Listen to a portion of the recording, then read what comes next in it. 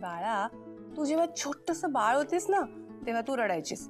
तेव्हा तुला भूक लागलीये की तुझ्या पोटात दुखतंय हे मला कळायचंच. तेव्हा तुला बोलता यायचं नाही ना. मग अगं बाळा, आईला मुलांच्या मनातलं कळण्यासाठी त्यांनी आईशी येऊन बोललंच पाहिजे असं नसतं. सांग काय झालं?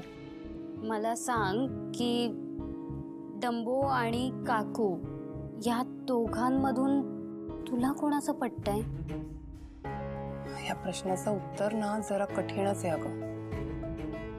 मला पटतंही दोघांचं आणि पटतही नाही. असं नाही हा, एक सेकंड, तू डिप्लोमॅटिक उत्तर नको देऊ. मला खरं सांग ना. खरं सांगू, आशू जे वागतोय ना ते मला पटतंय. म्हणजे शिवा नेहमी आशूसाठी उभी राहिली आणि आता आशू शिवासाठी उभा राहतोय.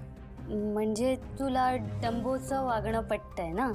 थांबा, पण मला ताईची बाजूही कळते. आई एक सेकंड, आता हे बघ संपदा, ताई आई आहे आणि एका आईसाठी तिचा मुलगा तिच्या विरोधात जाणं ना खूप अवघड आहे अगं. आणि आशू ना हे सगळं एका वेगळ्या पद्धतीने हँडल करू शकत होता, पण त्याने अगदीच टोकाची भूमिका घेतली. पण तूच आता म्हणालीस ना की काकूचं नाही तुला डंबोचं. अगं मी म्हणाले, पण त्याने ताईला आणि आशूला दोघांनाही त्रास होतोय ना.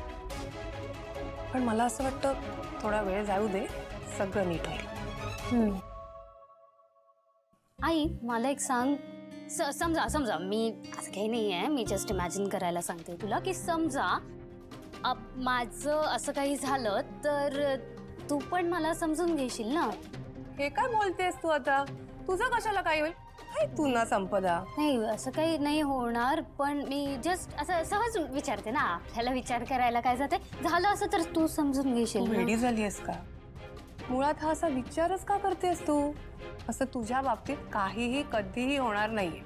काहीतरी उगाच बडबड करू नकोस.